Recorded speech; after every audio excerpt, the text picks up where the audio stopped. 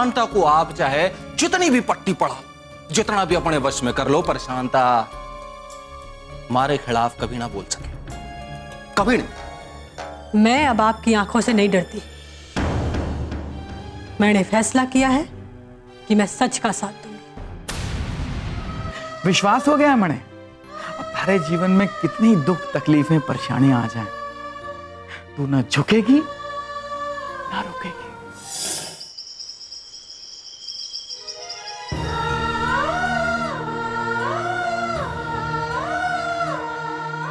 हे भगवान, ये किया मैंने? इतने साल एक ऐसे वैसी दरिंदे का साथ दिया, एक ऐसे आदमी का साथ दिया जिसने अपनी बेटी तक को ना बख्शा।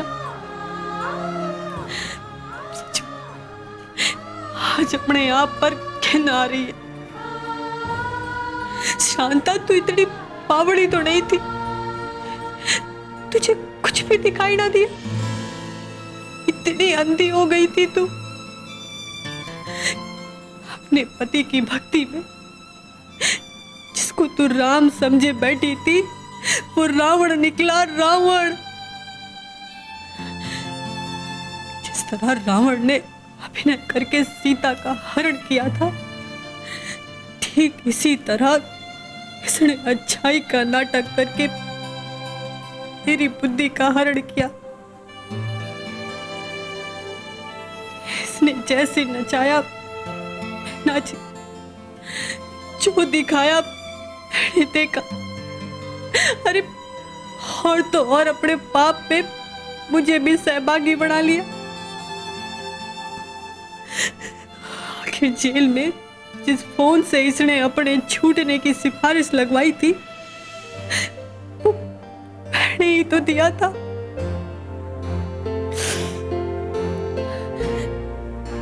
जी, कोमल, नीलम जी, राघवन जी, सब ने समय समय पर मुझे आगाह किया, चेतावनी दी कि यह अच्छा आदमी ना। अरे कोमल बेचारी ने तो कई बार मुझे आईना दिखाया, पर मैं देखती कैसे? मेरी आंखों पर तो इसने अपनी एक साफ सुथरी छवि की पट्टी बांध रखी थी। ये आदमी इतना नीच हो सकता, इतना गिरा हुआ हो सकता है? मैंने तो कभी सपने में भी नहीं सोचा था। क्या नहीं किया मैंने इसके लिए, क्या नहीं सहा, यहां तक कि इसकी अय्यासी तक बर्दाश्त की। सोचा कि ये सुधर जाएगा, पर ना, ये ना सुधरा, सिर्फ अच्छे होने का नाटक करता रहा। पर आज इसकी सारी पोल खुल गई, बर्तन पर लगी सारी कलई उतर गई, असली चेहरा बाहर आ गया, सारे मुखौटे गिर गए। शांता, अब जब तुझे सब कुछ पता ही चल गया है, तो तुझे भी अपना कर्तव्य निभाना चाहिए। भूल जा कि ये तेरा पति है, भूल जा कि तूने इसके साथ 7 फेरे लिए।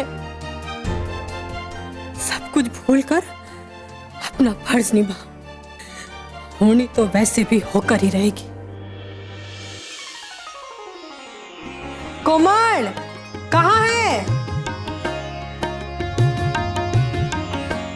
कोमल, जल्दी कर बेटा, कॉलेज नहीं जाना के?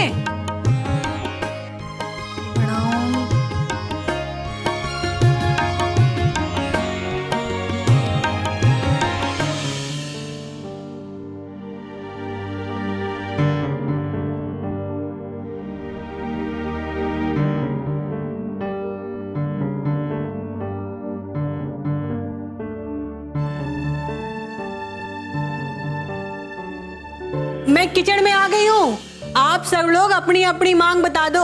आज मैं नाश्ते में सबकी मांग पूरी करूंगी। शारदा को क्या हो गया है? हाँ? बावड़ी हो गई है। न घड़ी में मंगलसूत्र, भगवान ना करे ऐसा हुआ। इतनी मुश्किल से तो हमारे परिवार में सब कुछ नॉर्मल हुआ है। अभी अभी तो कोमल ठीक हुई और अब चाची।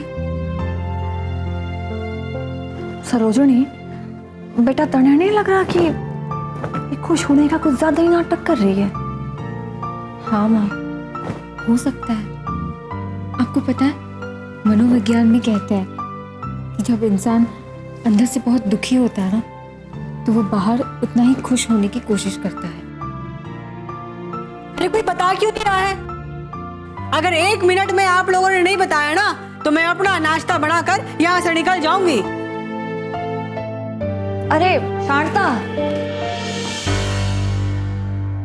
हमारे लिए तो बस अदरक वाली चाय बना दे। हाँ, और चाची नीली पोहे।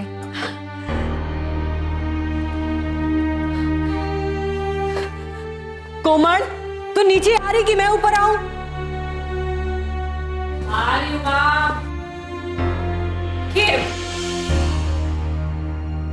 ये बता, तू नाश्ते में क्या खाएगी?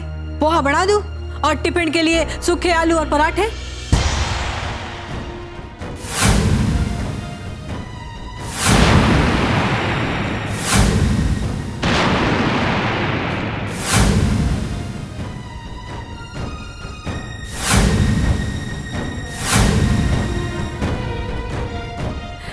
ऐसे क्या देख रही है? माँ,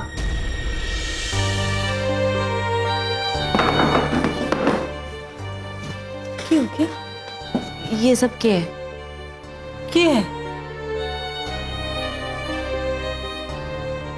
माँ ये तू ये सब छोड़, तू ये बता, तेरी पढ़ाई ठीक चल रही है ना? और तू अब ये अपनी हॉकी की प्रैक्टिस कब से शुरू कर रही है? माँ वो सब ठीक है, पहले मैंने ये बताओ कि ये देख बेटा, थारे लिए खाना बहुत जरूरी है। खाना नहीं खाएगी तो मैदान पर खेलेगी कैसे? क्या हो गया शांता को? मुझे समझ में ना आ रहा। अरे देवर जी जेल में है, अब इस बार तो वो छूटने से रहे। मुझे तो लगता है कि यही छूट गई है। कहने का मतलब ये है बेटा कि इंसान के जीवन में उसकी आदतें जो हैं इतनी आसानी से ना छूटती। इनमें से कई चीज हुए हैं, जैसे कि कुछ खास है, काम, क्रोध, मोह, लोभ। मोह जो हुए हैं ना, इंसान की पैरों की बेड़ियां बन जावे हैं, पकड़ ले वे इंसान को आगे ना बढ़ने देते। तभी तो कहवे हैं, जिस दिन मोह खत्म उस दिन सारे बंधन ही खत्म। समझी? समझ गई। क्या समझ गई सरोजनी बेटा? मने भी समझा दे। जेठानी जी, आप क्या समझा रही थी इसे? मने भी समझा दीजिए। मने आपकी बातें सुनना बहुत अच्छा लगता है। अरे मैं तो ये कह रही थी कि थारी हाथ की चाय केवल जेठ जी को ना पसंद है, मने भी बहुत पसंद है। क्यों?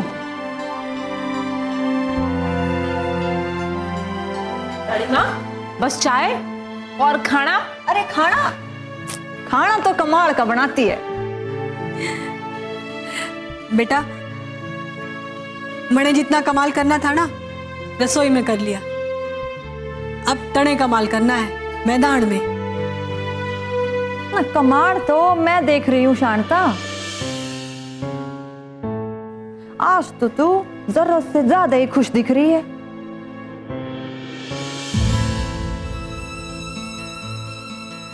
देखूंगी क्यों जेठानी जी, मैं खुश हूं। मेरा स्वभाव ना बदला है, ना ही मैं बदली। मैं बिल्कुल वही हूं जैसी पहले थी, जैसे अंदर वैसे ही बाहर। तो मैं भी तो थारे मन की बात जानने की कोशिश कर रही हूँ। बता क्या बात है? हाँ माँ, मने भी आज आप ना बहुत अजीब अजीब सी लाग रही है। मुझे भी।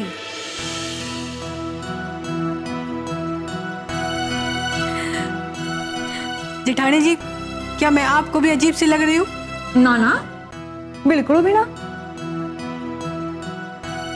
बल्कि मने तो ये लग रहा है कि कोई भूला भटका राही वापस से अपने घर वापस आ गया। एक आप ही है जो मैंने समझ सकती है। आप बिल्कुल सही कह रही है। आज ऐसा लग रहा है जैसे हमारी जिंदगी में नया सवेरा हुआ। बहुत दिनों के बाद पक्षियों का चहचहाना, उनका मीठा गाना सुन पाई हूं मैं। बहुत दिनों के बाद ऐसा लग रहा है जैसे मन का पंछी कैद के बाद पहली बार आजाद हुआ है। माँ, आपके अंदर का कौन सा बटन दाब गया है? मतलब आप मैंने ठीक ना लग रही। लाडो, तू छोरी से अकड़ जो है बादाम खाने से ना आवे, धोखा खाने से आवे। थारी माँ ने बहुत धोखे खाए हैं। इतने पत्थर बरसे उस पर वो घबराई नहीं। उन पत्थरों से अपना घर बनाया। तभी तो सब कुछ भुलाकर आगे बढ़ गई, है ना? शांता बोल, मैं ठीक बोल रही हूँ ना?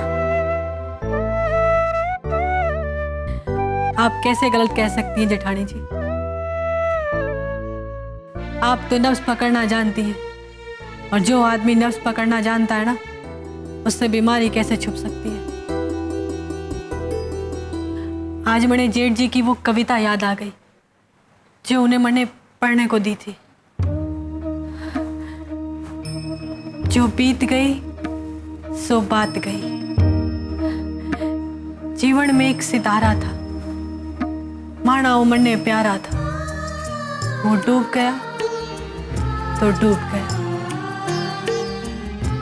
अंबर के आंगन को देखो, कितने इसके तारे टूटे, कितने इसके प्यारे छूटे। जो छूट गए फिर कहाँ मिले, पर बोलो टूटे तारों पे कब अंबर शोक मनाता है। जो बीत गई सो बात गई।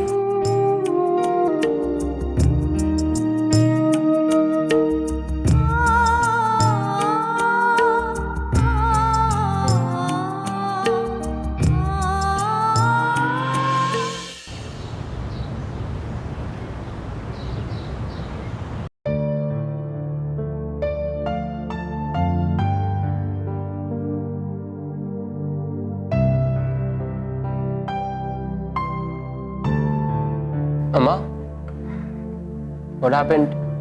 क्या सोच रही हैं आप? पता नहीं करना वहां क्या हो रहा होगा। I am so worried about Sarojini. Amma, don't be worried. Sushil uncle है ना वहां पे। करना वो तो है, लेकिन वो विजय भी तो है ना साथ में। वो तो मेरे बेटे से नफरत करता है। अरे अम्मा, क्या हो गया उनकी नफरत का? हाँ, शादी तो हो गई ना सरोजिनी की। शादी तो हो गए करना, लेकिन लोग शादी क्यों करते हैं? खुश रहने के लिए ना। इस विजय ने तो उन दोनों का जीना हराम कर रखा है, स्पेशली मेरे बेटी का। अम्मा, फिलहाल तो मुझे बस कोमल की पड़ी है। भगवान करे कि सब ठीक हो जाए। अरे करना, कोमल को भगाने में सरोजिनी ने ही तो मदद किया है ना। कहीं उसने सरोजिनी को दो। अम्मा, ऐसा कुछ नहीं होने वाला है। मुझे तो बस कोमल की टेंशन खाई जा रही है। मेरे दिमाग को क्या हो गया है? एक तो तुम्हें पहले से ही इतनी टेंशन है, ऊपर से मैं सवाल पूछ पूछ के और टेंशन दे रही हूँ। आई एम सो सॉरी करना। रुको, मैं तुम्हारे लिए कॉफी बना कर लाती हूँ। नहीं अम्मा, कॉफी पीने का मन नहीं। अरे करना, एक बार मेरे हाथ का कॉफी पी लो, तेरा मूड एकदम ठीक हो जाएगा। नहीं अम्मा, ये वो वाला मूड नहीं है जो कॉफी से ठीक। हेलो हेलो, सरोजिनी, कणा, यू फाइन? वहां सब कैसा है माहौल? हाँ, मैं बिल्कुल ठीक हूँ। आप कैसे हो? और कोमल? वो भी ठीक है। कणा, मुझे और सचिन को ना बहुत टेंशन हो रहा था। वहां क्या हो रहा है? कोमल को देखकर विजय का क्या रिएक्शन था? कणा, उसने तुम्हें कुछ नहीं कहा ना? अम्मा, आप जैसा सोच रही है वैसा कुछ नहीं है। इनफैक्ट विजय चाचू को जेल हुई है। ये कोई नई खबर नहीं है कणा। रिजल्ट तो वही होगा ना। घूम फिर कर 3-4 दिन में वो वापस आ ही जाएगा। बात तो वही के वही रह गई ना। नहीं अम्मा, इस बार पापा ने परमानेंट सॉल्यूशन निकाला है। वो कैसे? इस बार उन्होंने विजय चाचू के खिलाफ इतने सबूत निकाले हैं कि वो इस जन्म तो क्या, अगले जन्म तक भी बाहर नहीं निकल पाएंगे। सच? कैसे हुआ है सब और किसने किया? पापा ने एसपी इंस्पेक्टर पांडे और बाबू के साथ मिलकर ये प्लान किया। कैसा प्लान? विजय चाचू को पकड़वाने का प्लान। अम्मा, आपको पता है पापा ने जानबूझकर विजय चाचू के जेल में बाबू को भिजवाया ताकि बाबू धीरे धीरे चाचू के नजदीक जा सके। And actually it happened. चाचू धीरे धीरे उनके इतने क्लोज हो गए कि वो मुनीम जी को भूलकर सारी बातें उनसे शेयर करने लगे, बाबू से। और इसलिए पापा को विजय चाचू की हर हरकत, हर चाल का पहले से पता चल जाता था। Wow, very smart. By the way कन्ना, हु इज बाबू? अम्मा, he is a CBI officer. आप बिलीव नहीं करोगे, उन्होंने कितनी अच्छी एक्टिंग की। कोई भी एक्टर उनके सामने मार खाएगा, पता है? But what about Komal mystery? वो खाई में कैसे गिरी? अम्मा, it was just an accident. Actually गलती से बाबू का हाथ कोमल को लग गया और वो खाई में गिर गई। पर अच्छा हुआ कि इत्तेफाक से माँ वहां पहुंच गई और उन्होंने कोमल को बचा लिया। ओह माय गॉड, ये तो कोई सस्पेंस फिल्म की स्टोरी से कम नहीं है। कन्ना, व्हाट अबाउट शांता जी? उनकी हालत तो बहुत खराब हो गई होगी ना? हाँ अम्मा, उनकी तो किस्मत ही खराब। यहाँ उनकी बेटी आई तो उनका पति चला गया। कन्ना, ऐसे पति से तो ना विधवा होना ही अच्छा है। ये तो चाची भी समझ गई है। अम्मा, आपको पता है उन्होंने विजय चाचू के खिलाफ गवाही दी। थैंक गॉड, वहां पर सब ठीक हो गया। Now I am relaxed. हाँ अम्मा। अच्छा अम्मा, अब प्लीज अप्पा और अन्ना को भी ये बात बता देना, वरना वो लोग फालतू में परेशान हो जाएंगे। आमा करना, बता दूंगी। और तू भी ना वहां का सारे डेवलपमेंट्स मुझे फोन करके बताते रहना। यस अम्मा, मैं रखती हूँ। ओके करना, फोन रखूं? Bye. Okay bye, take care करना, आई लव यू।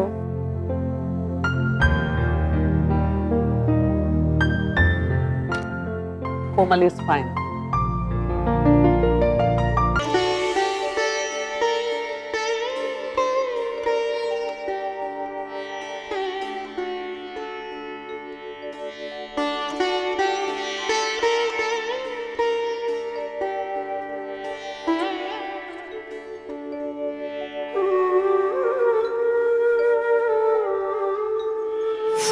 मैं किचन में आ गई हूँ। आप सब लोग अपनी अपनी मांग बता दो। आज मैं नाश्ते में सबकी मांग पूरी करूंगी।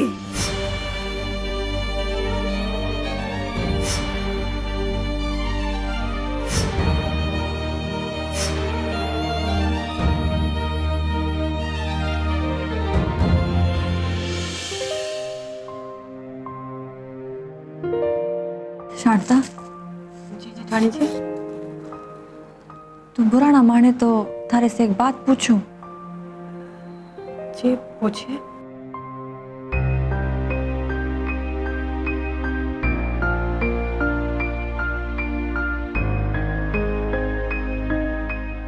लामणे थे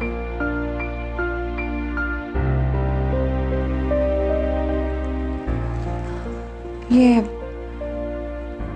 थारे गले का मंगलसूत्र और मांग टीका कहाँ है?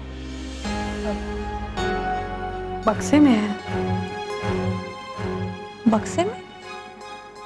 कैसी बातें कर रही है? अरे मंगलसूत्र तो सुहाग की निशानी होवे है। मांग टीका ये बताता है कि थारा सुहाग जिंदा से। जानती हूँ। शारदा, सब जानती हो तो फिर तूने इसे उतार क्यों दिया? जेठानी जी, मान लीजिए मैं मर जाऊं तो आप क्या करेंगी? शांता, शुभ शुभ बोल।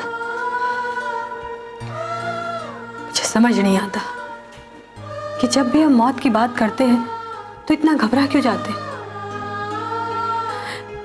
जेठानी जी, जिस चीज से हम डरते हैं ना, वही चीज हवा बन जाती है। आप पश्चिम के लोगों को देखिए ना, वो मौत की बात करते हैं पर हर दम जीते हैं, और हम डरते हैं, पल पल मरते हैं। सड़ी गली परंपराओं और रूढ़ियों को ढोते हैं और अंदर ही अंदर रोगी होते जाते हैं। जेठानी जी, यहाँ ना हर आदमी बीमार है, हर आदमी अपराधी है। आप किसी से कह के देखिए कि बड़ा जगह दंगा हो गया, वो तुरंत आपसे पूछेगा कि कितने हिंदू मरे, कितने मुसलमान मरे। अरे इंसान की जिंदगी का कोई मोड़ ही नहीं, और हो भी कैसे सकता है? 125 करोड़ में अगर 150 लोग मर भी गए तो क्या हो गया? बस बस शांता, समझ गई मैं।